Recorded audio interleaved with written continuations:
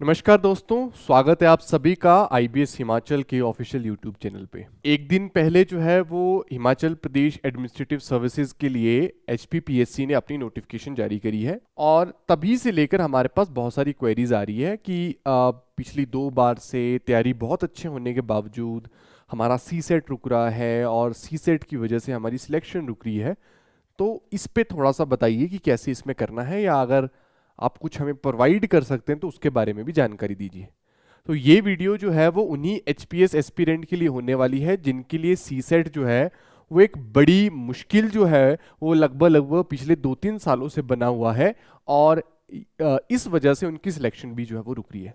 तो आज की ये वीडियो जो होगी वो हमारी रहेगी कि क्या रणनीति रहनी चाहिए, कौन से टॉपिक्स पे हमें ज़्यादा फोकस करना चाहिए और कैसे जो है वो एक बेहतर रणनीति के साथ जो है आप सीसेट परीक्षा को जो है वो आसानी से पास कर सकते हैं। चलिए विदाउट वेस्टिंग एनी टाइम देखते हैं कि एचपीएस सीसेट को फोड़ने की बेहतर रणनीति क्या हो सकती है। इससे पहले कि हम लोग आगे बढ़ें, देखिए पहली चीज जो होती है कि जब भी आप युद्ध में जाएं तो आपको अपने एनिमी का जो है वो उसके शॉर्टकमिंग्स, उसकी एडवांटेजेस, उसकी स्ट्रेंथ, उसकी वीकनेसेस सबके बारे में पता होना चाहिए। इसीलिए लिखा गया है first step towards success is to know your enemy well. आपको ये देखना पड़ेगा कि जो ये एचपीपीएससी सीसेट जो 2-3 सालों से डाल रहा है उसका ट्रेंड क्या है। ट्रेंड जो ये है कि वो जो है वो यूपीएससी को फॉलो कर रहा है और जिस प्रकार से यूपीएससी की शिफ्टिंग चल रही है एचपीएस भी धीरे धीरे उसी शिफ्टिंग के दौरान जा रहा है। तो आपको ये इसकी जो स्ट्रेंथ और वीकनेसेस है ये बहुत अच्छे से पता होनी चाहिए before starting the CSAT preparation for the 2025। ठीक है, तो इसमें हम देखेंगे कि किस प्रकार से क्वांट्स और रीजनिंग के क्वेश्चन प्रीवियस 4 इयर्स में रहे हैं हमारे पास और उसमें भी जो है वो कौन से टॉपिक जो है वो आपके लिए सबसे इंपॉर्टेंट होने वाले हैं। तो सबसे पहला अंश जो होने वाला है हमारा वो उसी के रिगार्डिंग जो है वो होने वाला है। तो अगर हम देखें एनालिसिस और स्ट्रेटजी में सबसे पहले अगर हम किसकी बात करें, क्वांटिटेटिव एप्टीट्यूड की बात करें, तो 2020 में हमें 31 क्वेश्चन जो है वो क्वांटिटेटिव एप्टीट्यूड से देखने को मिले थे। 2021 में जो है वो 25 सवाल देखने को मिले थे। 2022 में 32 सवाल और 2023 यानी जो 24 वाला मैं आपके लिए गिन रहा हूं उसमें जो है वो 44 क्वेश्चंस जो है वो क्वांटिटेटिव एप्टीट्यूड के थे और इस वजह से बहुतों का सिलेक्शन भी जो है वो रुक गया था। मतलब क्वांट को आप बिल्कुल भी स्किप जो है वो नहीं कर सकते हैं। दूसरी चीज अगर हम देखें रीजनिंग के बारे में, तो रीजनिंग 2020 में लगभग लगभग 44 क्वेश्चन थे, जो कि 23 में 24 वाला जो एग्जाम था उसमें क्वांट्स के थे उतने रीजनिंग के थे। 21 में 38 थे, 20 में हमारे पास 30। तो देखिए अगर क्वांट्स का ट्रेंड देखें तो क्वांट्स का ट्रेंड ये बोल रहा है कि नंबर ऑफ क्वेश्चंस बढ़ रहे हैं और रीजनिंग जो है वो कंपेरेटिवली घट रहे हैं। यानी जिस पोजीशन पर क्वांट्स 2021 में था उस पोजीशन पर 2024 में रीजनिंग है और जिस पोजीशन पे रीजनिंग 2021 में था 2024 आते आते क्वांट्स उस पोजीशन पे चला गया था। यानी क्वांट्स और रीजनिंग जो होने वाला है वो आपके पास लगभग लगभग 70 to 75% ऑफ क्वेश्चंस जो है आपके इन्हीं 2 सेक्शन में से आने वाले हैं। तो आपको ये पता होना चाहिए इनको टारगेट क्या करना है। अब हम ये देखेंगे कि कौन से टॉपिक्स जो है वो इन 4 सालों में आपको ज्यादातर देखने को मिले हैं। पहले अगर हम बात करें लॉजिकल रीजनिंग की, लॉजिकल रीजनिंग में हम ये देखेंगे कि कौन से टॉपिक आपको बिल्कुल भी नहीं छोड़ने।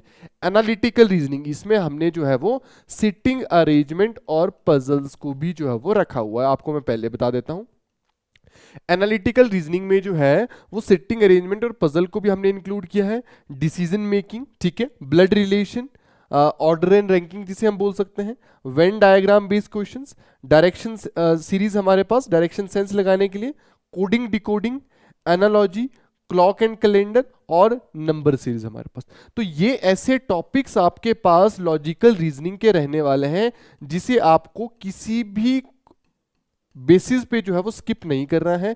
एनालिटिकल रीजनिंग हो गया, डिसीजन मेकिंग हो गया, ब्लड रिलेशन हो गया, ऑर्डर रैंकिंग हो गया, वेन डायग्राम हो गया, डायरेक्शन डिस्टेंस आपके पास है, सेंस नहीं होगा ये डायरेक्शन डिस्टेंस होगा, ठीक है, टाइपिंग एरर थोड़ा सा है।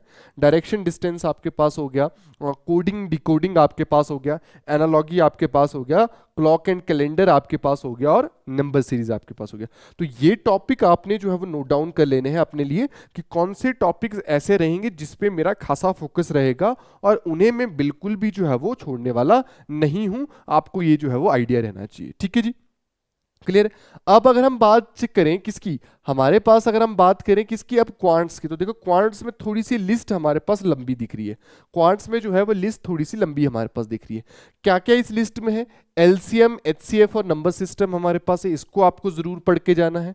रेशियो प्रोपोर्शन, देखिए रेशियो प्रोपोर्शन से सवाल आ रहा है, पर सिंपल रेशियो प्रोपोर्शन पढ़ के जाना नहीं, आपको इसके साथ साथ क्या भी पढ़ना है, क्योंकि ये एप्लीकेशंस होती है रेशियो एंड प्रोपोर्शन की, पार्टनरशिप एंड एजिज, ये दोनों भी आपको पढ़ के जाना है, क्योंकि जो पार्टनरशिप और जो एजिज होती है वो रेशियो एंड प्रोपोर्शन की ही एप्लीकेशन आपके पास होती है। स्पीड टाइम डिस्टेंस, इसमें आपके पास बोट एंड स्ट्रीम और ट्रेन प्रॉब्लम्स दोनों आ जाती है, वो क्यों, क्योंकि वो भी स्पीड टाइम डिस्टेंस की एप्लीकेशन होती है। प्रॉफिट एंड लॉस, इसी में हमारे पास डिस्काउंट भी जो है वो इंक्लूड रहता है। मेंसुरेशन, जिसमें 2D मेंसुरेशन 3D मेंसुरेशन दोनों से सवाल देखे गए हैं। एसआई सीआई, एक कंबाइंड सवाल जो है, जनरली एसआई कुछ दिया होता है, वहां से सीआई फिर पूछा होता है ना, तो सिंपल इंटरेस्ट, कंपाउंड इंटरेस्ट, ये भी आपको आना चाहिए। टाइम एंड वर्क, इस पे काफी ज्यादा सवाल देखने को मिल रहे हैं, ठीक है।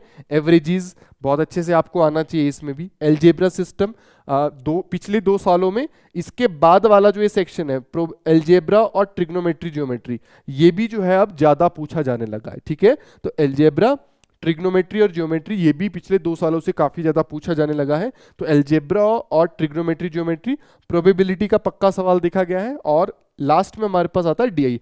हालांकि डीआई की जो फ्रीक्वेंसी है वो थोड़ी सी कम हुई है विगत कुछ 1-2 सालों में, पर आपको पढ़ के जाना है, क्योंकि 20-21 में 2-2 सेट ऑफ डीआई भी आपसे पूछे गए थे।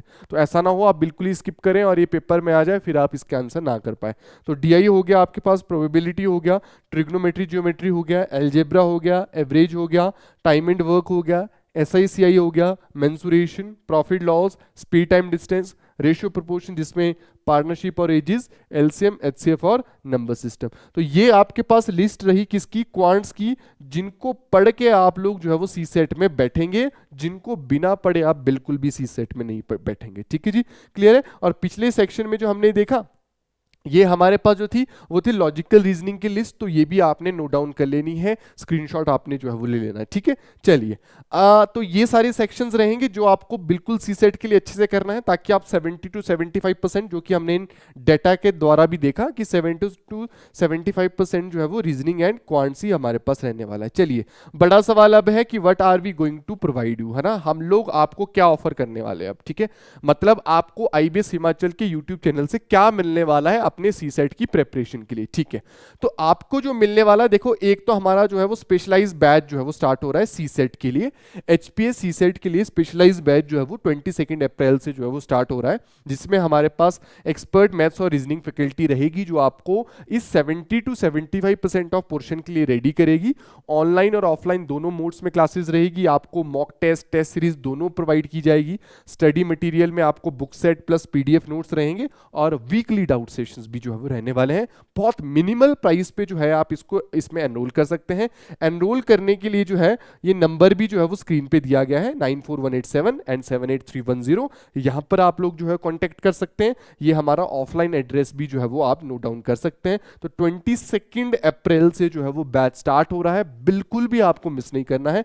अगर आप इस बैच में नहीं आ पाते तो बहुत सारे लाइव सेशंस भी जो है वो आपको इसी यूट्यूब चैनल पे दिखने वाले हैं, जो कि आपकी तैयारी को बूस्टअप करेंगे। लेकिन वो जो रहेंगे वो मोस्टली क्रक्स आपको लिए रहेगा, एमसीक्यू फॉर्म में चीजें रहेगी आपके पास। लेकिन अगर आप एक चाहते हैं, आप एक बिगिनर है और एक बेहतर तरीके से तैयारी करना चाहते हैं कि आप 1-1.5 महीने के अंदर अंदर कैसे अपने आप को सी सेट के लिए प्रिपेयर करें, तो ये बैच आपके लिए जरूर रहेगा। और बीइंग एन बैंकिंग और एसएससी फैकल्टी, इसमें जो है वो आपको बहुत अच्छे से हम लोग गाइड कर सकते हैं। और डेली लाइव जो रहेगा वो आपका यूट्यूब पे भी रहेंगे इसमें, जिसके माध्यम से भी आप लोग जो है वो हमारे साथ सी सेट की प्रिपरेशन कर सकते हैं। तो जुड़ना बहुत जरूरी है, ठीक है जी, क्लियर है। इसके अलावा अगर मैं बात करूं आपके पास, तो हमारे पास लगातार जो है वो बैचेस चलते रहते हैं। एचपी अलाइड हो गया, नायब तहसीलदार हो गया, या कोई टीजीटी क्लर्क के एग्जाम्स हमारे पास एचपी गवर्नमेंट के एग्जाम्स हैं। हमारी अपनी ऐप होती है जिसमें आप प्ले स्टोर से एडवेक्सिस एजुकेशन के नाम से डाउनलोड कर सकते हैं। कॉलिंग और व्हाट्सएप नंबर हमारा ये रहता है। बैचेस में हम प्रोवाइड क्या क्या करते हैं, हम लोग पर्सनल मेंटरशिप देते हैं, ऑनलाइन ऑफलाइन और रिकॉर्डेड मोड्स में क्लासेस देते हैं, बुक सेट और पीडीएफ नोट्स रहते हैं, मॉक टेस्ट रहते हैं, मंथली मैगजीन्स रहते हैं, और वीकली डाउट सेशंस भी रहते हैं। ये हमारा कॉलिंग और व्हाट्सएप नंबर रहता है। ठीक है जी। तो अगर आप चाहते हैं आपकी सीट सेट की प्रिपरेशंस अच्छे से चले तो आपको इस यूट्यूब चैनल को जरूर सब्सक्राइब कर लेना है। बहुत सारे लाइव्स के माध्यम से आपके साथ जुड़ने का मौका मिलेगा।